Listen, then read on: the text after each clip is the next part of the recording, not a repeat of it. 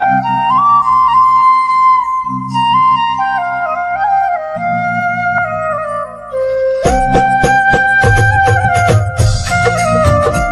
ধারণ হলো সাধনার মূল অঙ্গ। তাই ঋষিযুগে ঋষিরা 4টে আশ্রম সৃষ্টি করেছিলেন। তার মধ্যে প্রথম আশ্রম হলো গুরুগৃহে গমন করে বীর্য ধারণ করে ব্রহ্মচর্য পালন করা, মানে ইষ্টকে ধারণ করে চলা। কনসেন্ট্রেটেড রান, একাগ্র চলন, এমনতর চলনে যে চলে ধর্মবিরুদ্ধ কামের প্রশ্রয় সে দেয় না, অকারণে অনর্থক সে রেতপাত করে না। অকারণ অনর্থক রেতপাত শরীর মনের মধ্যে অপকর্ষ নিয়ে আসে, তাই তা জীবনের পক্ষে হানি। জানি যে 80 ফোঁটা রক্তে 1 ফোঁটা বোন ম্যারো তৈরি হয়, অর্থাৎ এই রস তৈরি হয় ভেতরের। এই 80 ফোঁটা রসেতে 1 ফোঁটা বীর্য তৈরি হয়। 80 ফোঁটা বীর্য যদি জমে তখন 1 ফোঁটা ওজো শক্তি তৈরি হয়। ঠাকুর বললেন, শাসন ব্যবস্থা যেমনই হোক, যাতেই মাথা ঘামাও না। যৌন জীবন শুদ্ধ না হলে দেশের জীবন দেখুন, মানুষের জীবন ছিন্ন ভিন্ন হয়ে গেছে। ওই যে যা খুশি করার যে একটা মতলব, যা খুশি করার যে একটা ইচ্ছে এবং করে সেইগুলো আরো বেশি অ্যাক্টিভ হয়ে উঠবে, ক্রিয়াশীল হয়ে উঠবে, সক্রিয় হয়ে উঠবে বা উঠছে। এখন আমরা দেখতে পাচ্ছি আজকে পরিবার ভাঙার মুখে এবং আজকের সমাজ প্রায় ভেঙে গেছে। দেশ আজ কোথায় গিয়ে পৌঁছেছে। এই নানা রকম আইন কানুন প্রণয়ন করে মানুষকে কখনো পরিবর্তন করা যায় না। মানুষকে পরিবর্তন করা যায় দুটো।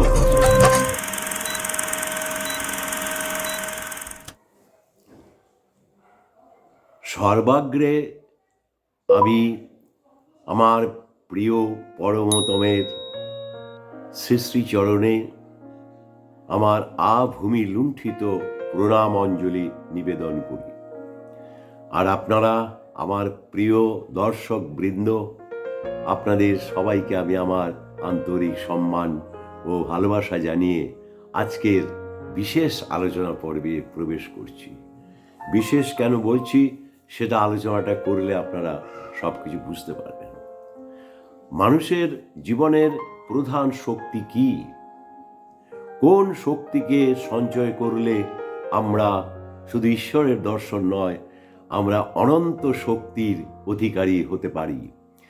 আজকের আলোচনা আর মূল বিষয়বস্তু এটা এক পর্বে আমি সমাপ্ত করতে পারবো না।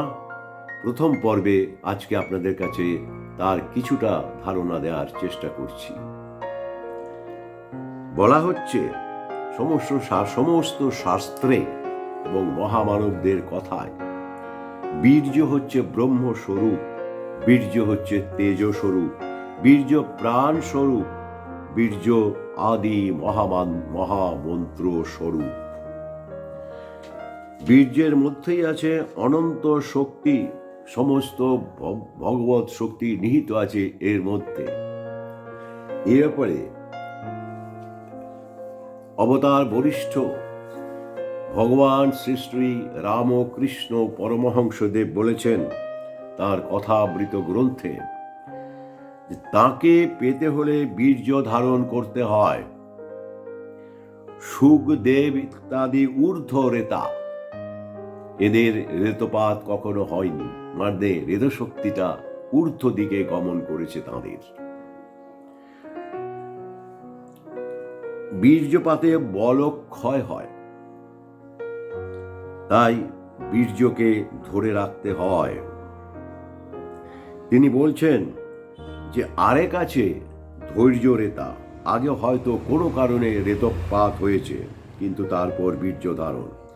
12 বছর ধৈর্য রেতা হলে, অর্থাৎ বীর্য ধারণ করলে কি হয় না, বিশেষ ধরনের এক শক্তি জন্মায়, ভেতরে একটা নতুন নারী জন্মায়, তার নাম মেধা নারী।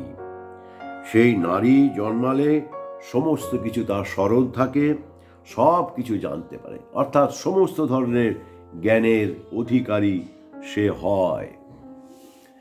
তাহলে এই তাঁর কথায় এটা একটা অসাধারণ শক্তি স্বরূপ। এই প্রতিটি বীর্য বিন্দুর মধ্যে ক্ষিতি, অপ, তেজ, মরুদ, বোম সমস্ত শক্তি বিরাজমান। বীর্যের মধ্যে শব্দ, স্পর্শ, রূপ, রস, গন্ধ সমস্ত কিছুই অবস্থান করছে। বীর্য মধ্যে সত্য, রজ, তম এই ত্রিগুণ শক্তি সূক্ষ্মভাবে লুক্কায়িত আছে। ভাবুন কি বলছেন। এই মহাশক্তি হতে অনন্ত জীবন প্রবাহের সৃষ্টি। বীর্য দেহের সার নির্যাস, মস্তকের মগজ, বীর্যই মানব মন, মানব প্রাণ ও মানব দেহ। কোটি কোটি ভাবি যুগের অনন্ত মানব সভ্যতার আদি বীজ স্বরূপ। বীর্যের একটি স্থিতি অনুর মধ্যে 10টি অপঅণু অবস্থান করে।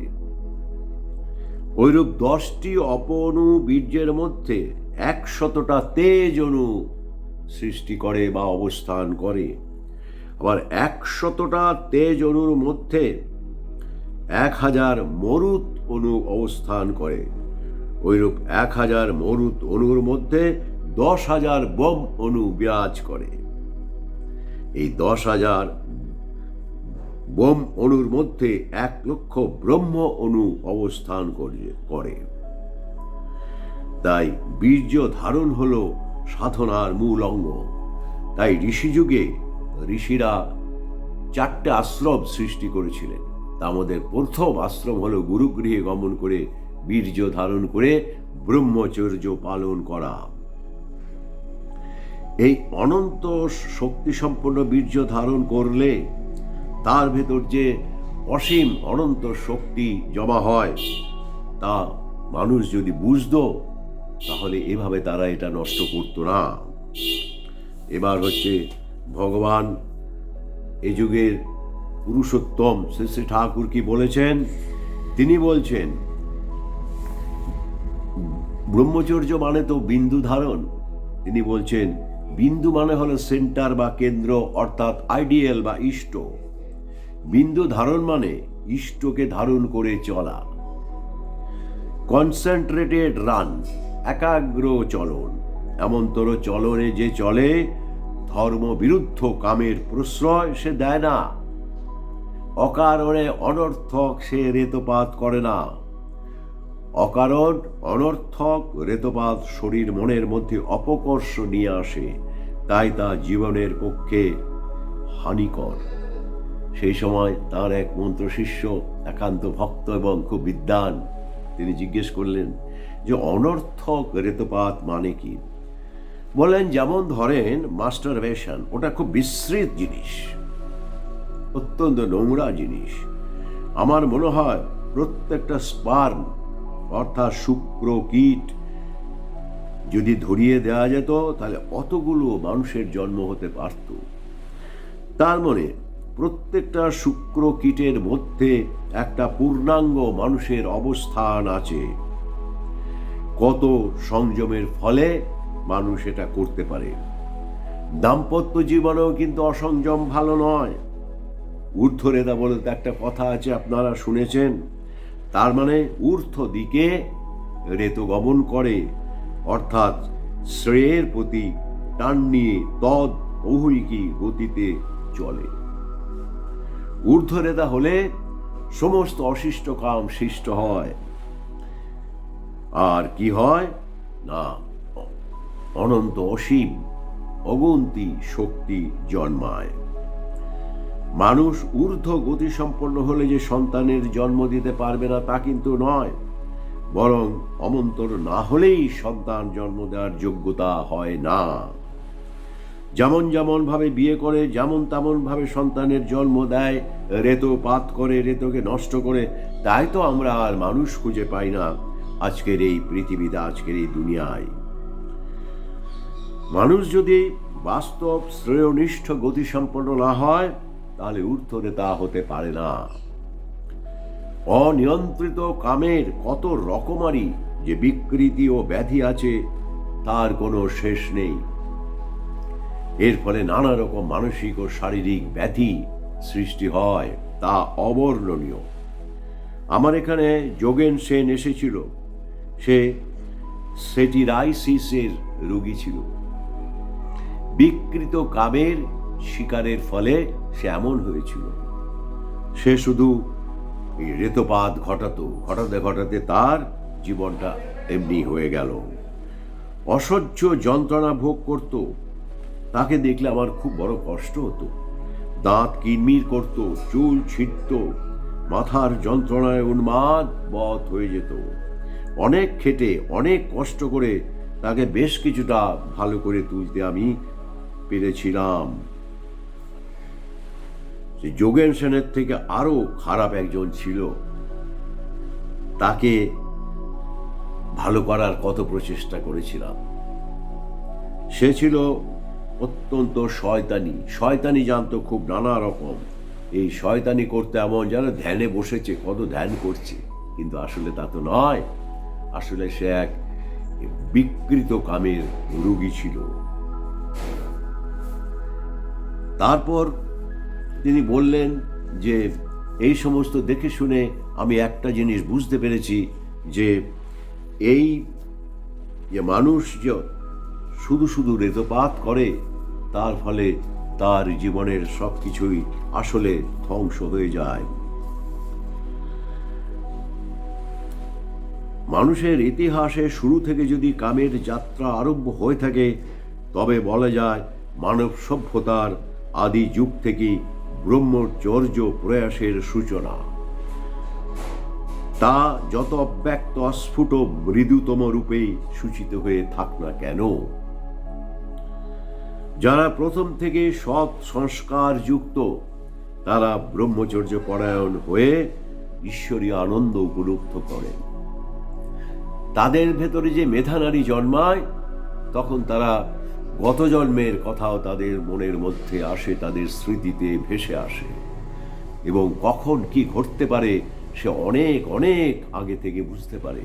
অর্থাৎ এক কথায় বলা যায় ত্রিকালদর্শী ধীরে ধীরে হয়ে ওঠে। মানুষের চেতনার অন্যতম বৈশিষ্ট্যই হল কাম থেকে উত্তরণের পন্থা উদ্ভাবন। তাই ঋষিযুগ থেকে ব্রহ্মচর্য সাধনার এই প্রতিষ্ঠা। উপনিষদেও একথা বলা আছে। উপনিষদে স্পষ্ট ভাষায় বলা আছে যে ব্রহ্মচর্য সাধনাই হল মানুষের জীবনের প্রথম কথা। আর একটা কথা হলো যে বীর্য ধারণে স্নায়ুর শক্তি বাড়ে। স্নায়ু থেকে মন, প্রাণ থেকে সমস্ত কিছুই কিন্তু ক্রমশ শক্তিশালী হয়ে ওঠে। মস্তিষ্কের মূলীভূত যে জিনটা, সেটাকে শোধন করাই আমাদের লক্ষ্য। এই ব্রহ্মচর্য সাধনা মানুষ যত বেশি করতে পারে, ততই কিন্তু তার মধ্যে শক্তির উন্মেষ ঘটতে থাকে। আমরা জানি যে 80 ফোঁটা রক্তে 1 ফোঁটা এই বোন ম্যারো তৈরি হয়, অর্থাৎ এই রস তৈরি হয় ভেতরের। এই 80 ফোঁটা রসেতে 1 ফোঁটা বীর্য তৈরি হয়। 80 ফোঁটা বীর্য যদি জমে, তখন 1 ফোঁটা ওজ শক্তি তৈরি হয়। ওজ শক্তি খুব সাংঘাতিক একটা শক্তি। এই ওজ শক্তি হলো আসলে এক ধরনের বৈদ্যুতিক শক্তি। আমরা জানি যে ফিজিক্যাল ওয়ার্ল্ডে বা ফিজিক্যাল সায়েন্সে বলা হয় যে ইলেকট্রোম্যাগনেটিক ওয়েভ বা ইলেকট্রোম্যাগনেটিক এনার্জি, অর্থাৎ বিদ্যুৎ চুম্বকীয় তরঙ্গ বা শক্তি হলো মূল শক্তি। অর্থাৎ এই যে আলোক তরঙ্গ দেখছি বা যাই দেখছি না কেন, এই সবের মূল কারণ হচ্ছে ইলেকট্রোম্যাগনেটিক এনার্জি।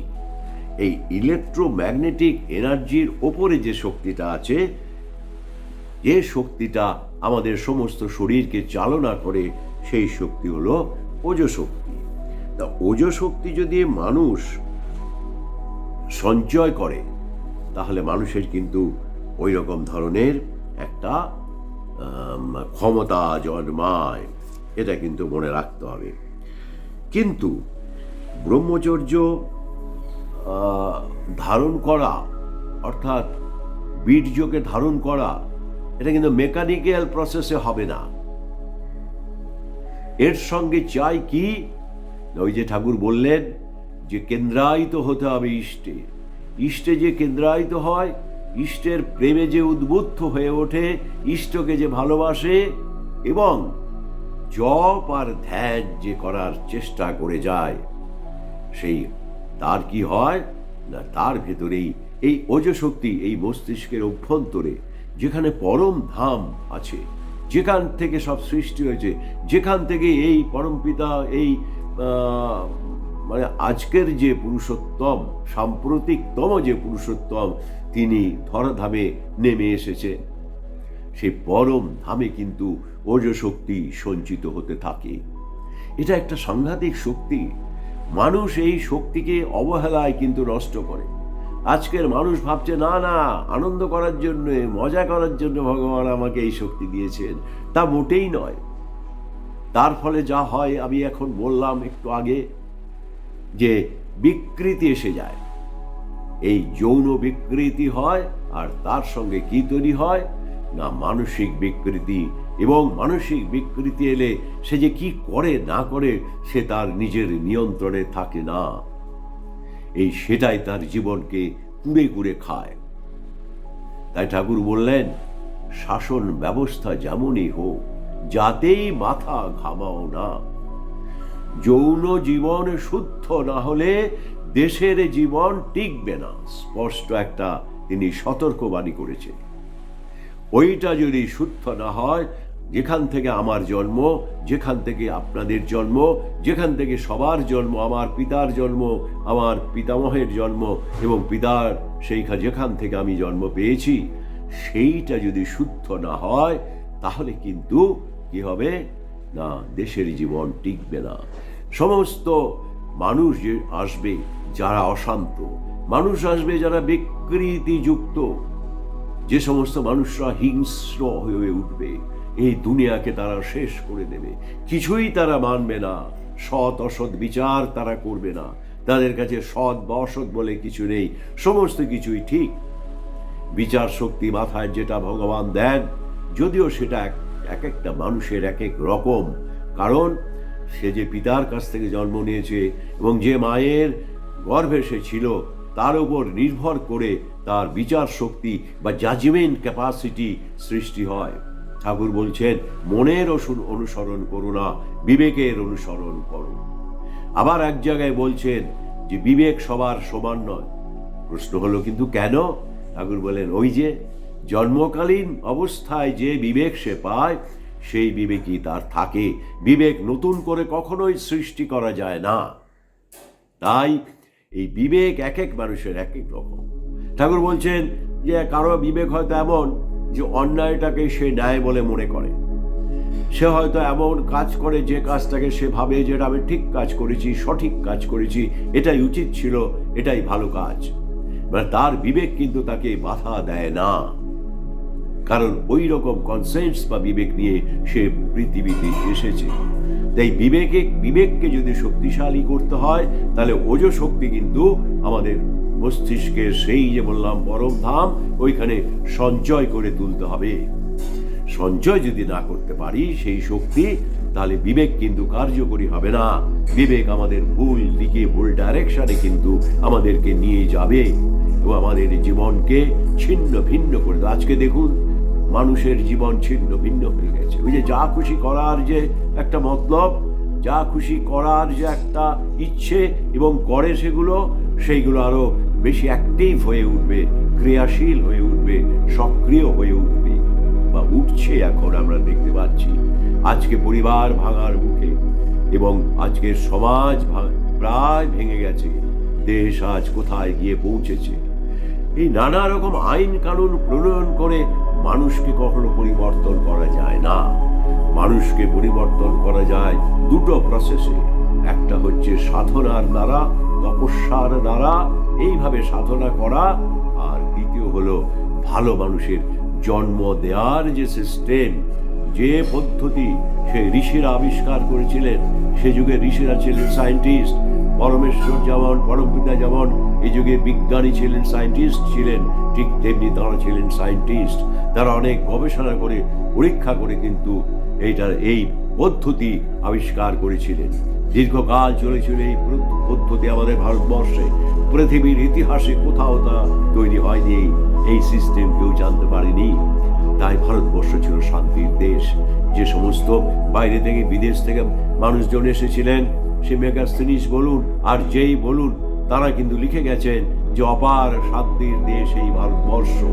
দরজা খুলে সবাই ঘুমতো, চোরের উপদ্রব ছিল না, মানুষ ছিল নির্লোভী, মানুষ ছিল অহিংস।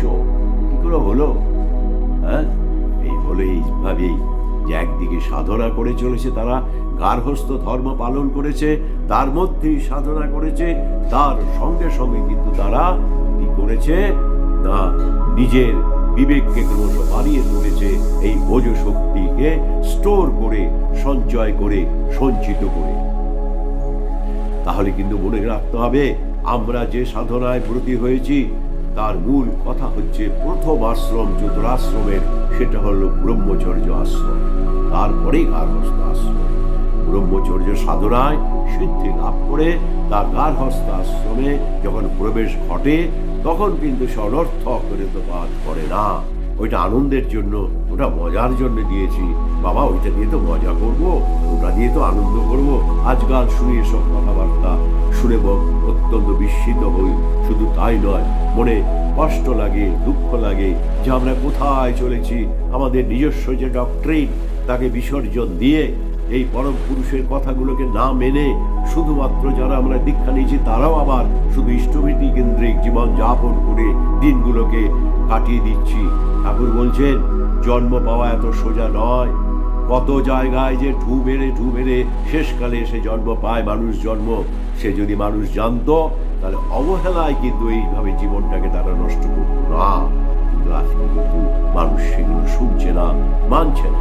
তাই এই পরিস্থিতি।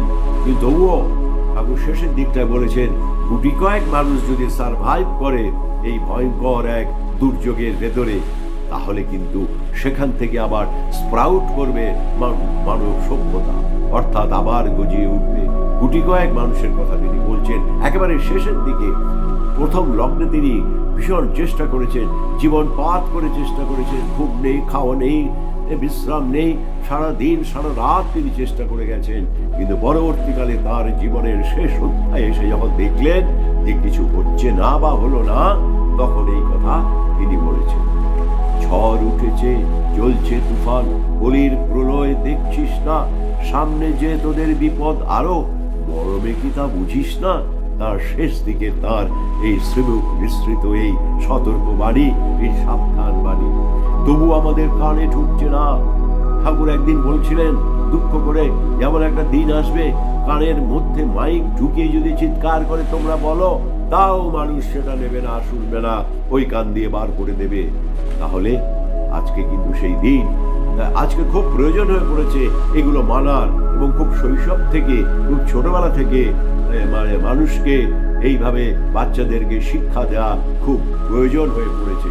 যে জানে পদ্ধতি, তার কাছ থেকে পদ্ধতি জেনে সেই পদ্ধতিগুলো শিশুদের শিক্ষা দেওয়া খুব প্রয়োজন। তাহলে কিন্তু দেশের ভবিষ্যৎ যে একেবারেই অন্ধকারে তলিয়ে যাবে, বা যাচ্ছে তো বটেই, কিন্তু আরো যাবে, সে বিষয়ে কোনো সন্দেহ নেই। তাই আমি আজ এই সাধনার যে মূল জায়গাটা, যে ওজো শক্তি, যে মোর দ্যান এই ইলেকট্রোম্যাগনেটিক এনার্জি, এই তড়িৎ চুম্বকীয় শক্তির থেকেও আর অনেক বেশি, এই পৃথিবীতে সবচেয়ে শক্তিশালীতম শক্তি ফিজিক্যালি কি, এই ইলেকট্রোম্যাগনেটিক এনার্জি বা তড়িৎ চুম্বকীয় শক্তি। তারও উপরে যে শক্তি, সেই শক্তিই হচ্ছে এই ওজো শক্তি। আমি আপনাদের কাছে মোটামুটি এটাকে এক্সপ্লেন করলাম। আশা করি আপনারা আমার কথাগুলো বুঝতে পেরেছেন। আমি যতটা সহজ সেভাবেই আপনাদের কাছে উপস্থাপিত করেছি। আজকে আর আলোচনা দীর্ঘ করব না, অনেকক্ষণ আলোচনা হয়েছে। পরবর্তী পর্যায়ে এর দ্বিতীয় পর্বে আমার ইচ্ছা আছে আরো বেশি অ্যানালিটিক্যাল, অর্থাৎ বিশ্লেষণাত্মক আলোচনা বিজ্ঞানগতভাবে এবং প্রয়োজন ভিত্তিকভাবে রাখব। আজকে এই কথা বলে আমি আপনাদের কাছ থেকে বিদায় নিচ্ছি। বিদায় লগ্নে আমি আমার এই প্রিয় দর্শক বন্ধুদের খুব সুন্দর জীবন, উচ্ছল জীবন, প্রাণবন্ত জীবন এবং ইষ্ট প্রাণ জীবন ও সংযমী জীবন তার শ্রীচরণ তলে প্রার্থনা করে এখানেই আমি আমার কথা আজকের মতো শেষ করলাম।